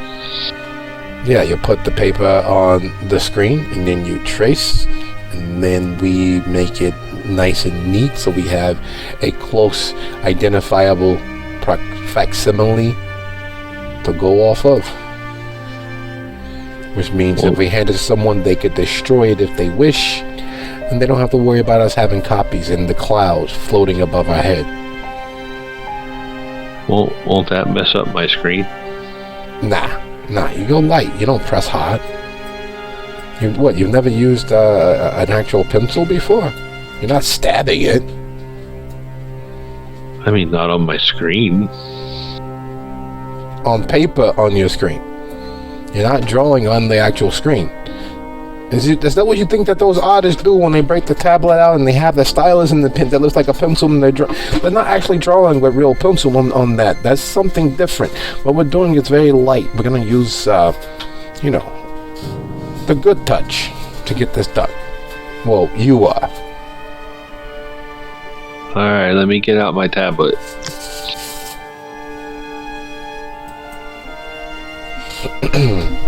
And move to one of the crates on the back wall and come back with several sheets of tracing paper, because I know she's going to get it wrong the first several times. Use this to trace that. And here's a pencil. It's a soft pencil. It's a 4B. You're going to use that to rough in the dark aspects, the very dark aspects that you see on the screen. And then you're going to use this, and he pulls out a regular HB. And you're going to lightly trace in the portions that are the lighter portions on that screen. And then this, and then he hands her a 4H. You're going to use to sketch out the absolute lightest portions on the screen by tracing them lightly. And then this, I'll show you some magic later once you get to this point, okay? Just take care of that. Penny, Rick, in the grand scheme of things, with what we have ahead of us for tonight, are we in? Because if we're in, there's some fold-out couches that can pull into this area. They're not really a couch, it's more of a chair, but we can take a load off, have a conversation. There's an actual kettle in the back if you guys like the idea of holding something warm. I can brew us up some tea. It'll make the air smell nice. Well, whatever we're going to do, we should go do it. In for a penny, in for a pound, right? Somehow you made that sound dirty, but yeah, basically. either all in or all out.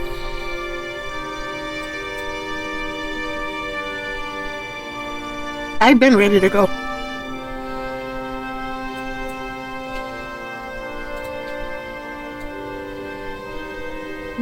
Do it. I mean, I can just do this here if you have to, like, run an errand or something. Yeah. We gotta take care of a couple of this, that, and so forth and so on. So post up here. Anybody comes to the door, remember what you're supposed to do. Quietly, stealthily, escape out of that back window, and then call us. Okay? Okay, I will draw this picture and then I will find out what I can. Excellent. Now, as far as vehicles, can't drive by in the Bentley. How are you all with Benny? You're the criminal amongst us. How are you with borrowing without permission a vehicle to get us there? If I can get us in, I can get it started. Very good. We're not far from Sapphire. There's a parking garage right there off of East 61st, and there's nothing but a bunch of cars that people should probably leave there anyway, because you know they get really fucking ripped at Sapphire, and we just gotta be careful because you know there's a martial arts gym on the northeast corner of that building, and everybody wants to be a hero. So we can go, you can steal us a car, and we can go by the garage.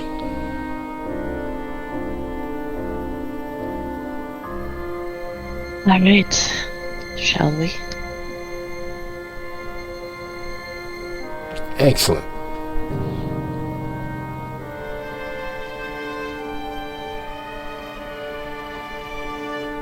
So out you head into the night, looking for a car to steal, leaving Morgan behind to trace a picture off of her iPad with her tongue sticking out. Are you looking for a specific sort of vehicle? Late models, American made, yeah. Something easy, or you want the challenge of the modern electronic lock? Something easy, something that will blend.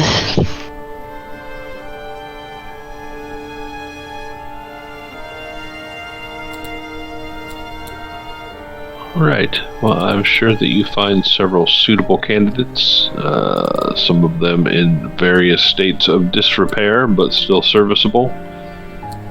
If you would like to give me, Penny, we'll go with wits and larceny.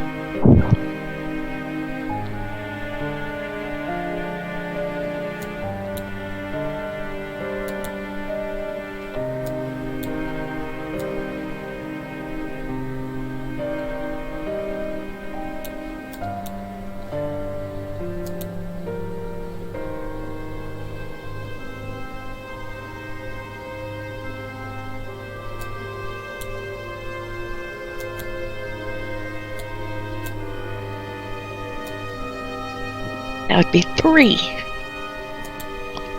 Alright, 3 successes is ample enough to find a car that does not have an alarm that's going to draw attention to you. That is easy enough to jimmy the lock, and in you go. We will assume that hot wiring isn't going to be much of an issue. And I assume your next destination will be to head towards the garage? Yes.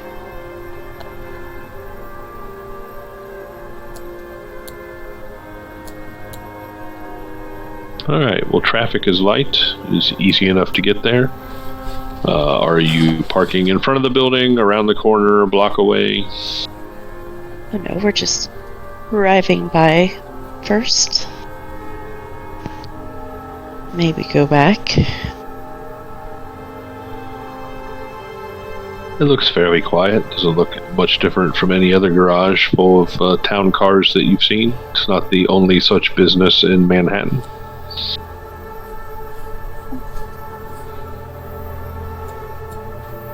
Alright.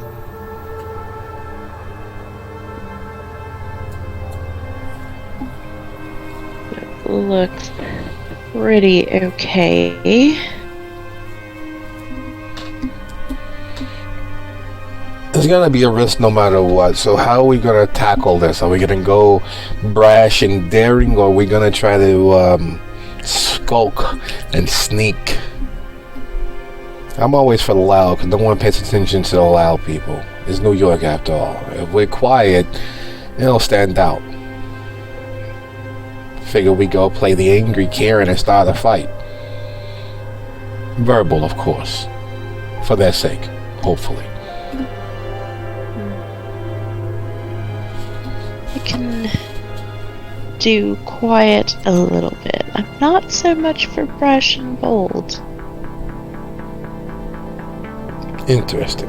But I also don't tend to make plans because, best laid plans of mice and men.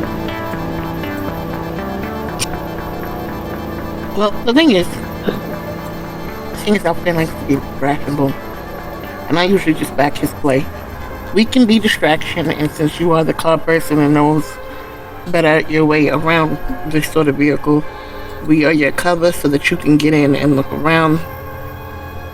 If push comes to shove and we have to back off, at least you'll have gotten inside and we can reconnoiter, or we can try to sneak in after you after we stop distracting them. Let's do it. Excellent. Let's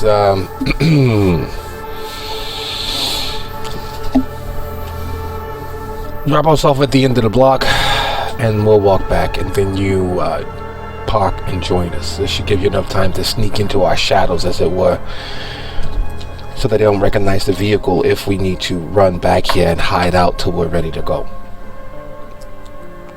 All right. So I lost my purse and you lost your purse. You guys do purses tonight, but I was thinking the girl had a little too many drinks, flirted with the wrong guy's mad. I should have never listened to I should have listened to my mother about you, that kind of thing. Okay. Alright. Let's do this.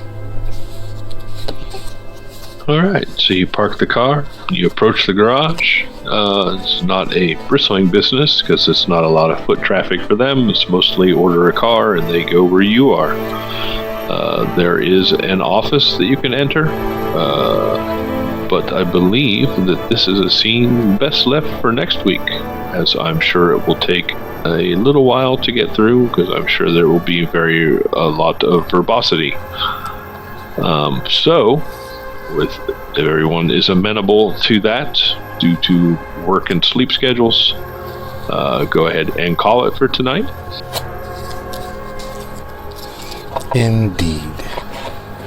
Sounds like a plan. Thank you all for playing. It's been fun. See you guys bright and early next week. Same bad time, same bad channel. You betcha. And hopefully we'll have a Jacob. We can just work him in that he met you there or something. Right? Totally fine. Perfect. He was the one that was tracking us with the air tag.